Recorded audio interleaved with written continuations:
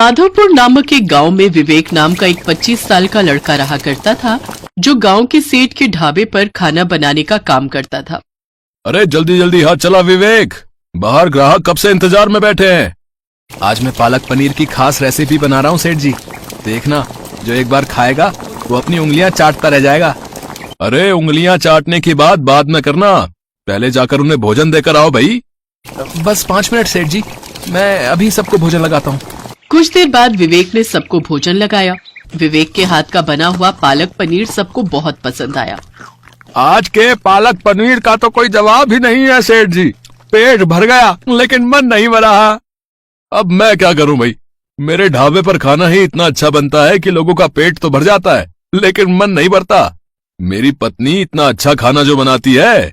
अरे क्यों झूठ बोल रहे हो सेठ, सारा गांव जानता है भोजन तो विवेक बनाता है। उसकी तारीफ करने से आखिर आपको कैसी शर्म। देखा भाग्यवान, सब उस विवेक की तारीफ करते हैं। मैंने कितनी बार तुमसे कहा है कि तुम भी उसके साथ रसोई में हाथ बटा लिया करो। एक बार में मुझसे एक ही काम हो सकता है, मैं पैसे गिन सकती हूँ। अरे मूर्ख, कल को अगर विवेक काम छोड़कर चला गया ना तो क्या होगा। लोगों को तो उसके हाथ का स्वाद लग गया है, इसलिए मैं सबको बताता हूं कि ये खाना उसने नहीं बल्कि तुमने बनाया है। लेकिन तुम तो मेरी बात समझती नहीं। ये बात तो आपने ठीक की, अब कल से मैं उसके बगल में कुर्सी लगाकर बैठूंगी।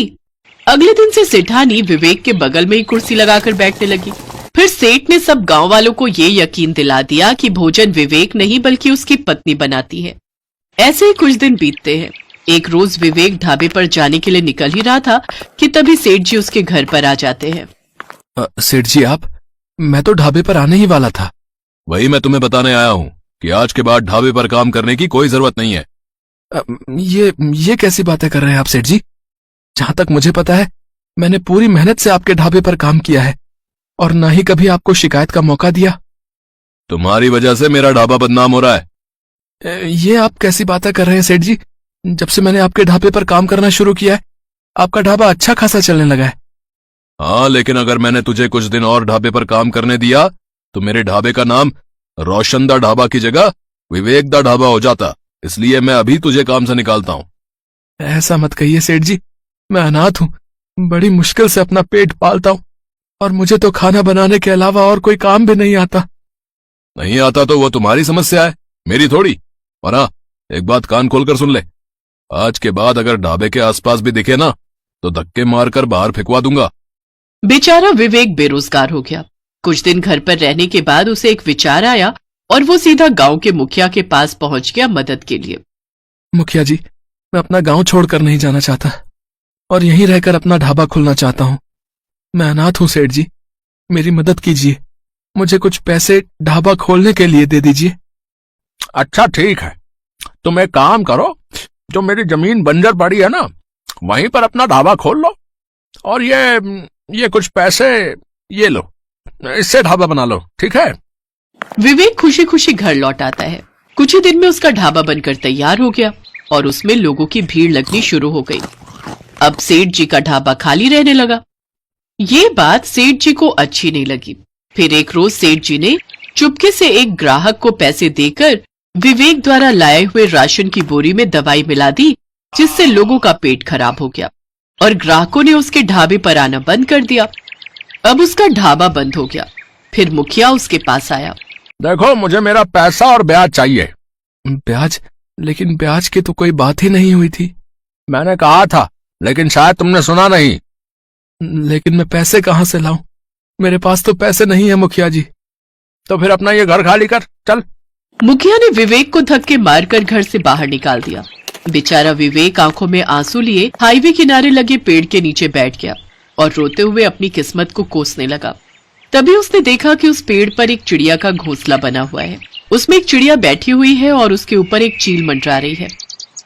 मेरा घर तो उजड़ गया, लेकिन मैं इसका घर नहीं उजड़ने दूंगा। विवेक ने पत्थर मारकर उस चील को वहां से भगा दिया। तभी एक चमत्कार हुआ। डरो मत, बरसों पहले मुझे एक श्राप के कारण इस घोंसले में कैद कर दिया गया था। अगर तुम उस चील को नहीं भगाते तो वो मुझे मार देती। लेकिन अब तुम अपने असली रूप में कैसे आ गई? मुझसे कहा गया था कि जब भी कोई मुसीबत का मारा हुआ सच्चा युवक तुम्हारी मदद करेगा तो मैं इस श्राप से मुक्त हो जाऊंगी। अब देखो, मैं श्राप मुक्त हो गई। तुमने मेरी मदद की है, इसलिए मैं भी तुम्हारी मदद करूंगी। अपनी जादुई शक्ति से मैंने सब देख लिया है जो तुम्हारे साथ हुआ है। तुमने जिस घोंसले को टूटने से बचाया है, आज से वही घोंसला तुम्हारा घर होगा और उस घोंसले में तुम्हारा खुद का बना हुआ जादुई घोंसला ढाबा होगा। इतना कहकर वो सुंदर लड़की ने अपना हाथ घुमाया और देखते ही देखते वो छोटा सा घोंसला एक बड़े से घोंसले ढाबा में परिवर्तित हो गया। ये जादुई घोंसला ढाबा आज से तुम्हारा है और तुम्हें यहाँ से कोई नहीं निकाल सकता। जब भी तुम्हें यहाँ से कोई निकालने की कोशिश करेगा तो वो खुद ही बड़ी मुसीबत में पड़ जाएगा। कुछ देर बाद एक बड़ी सी कार आकर उसके ढाबे के सामने रुकी। ये कैसा ढाबा है भाई? ऐसा तो मैंने कहीं नहीं देखा।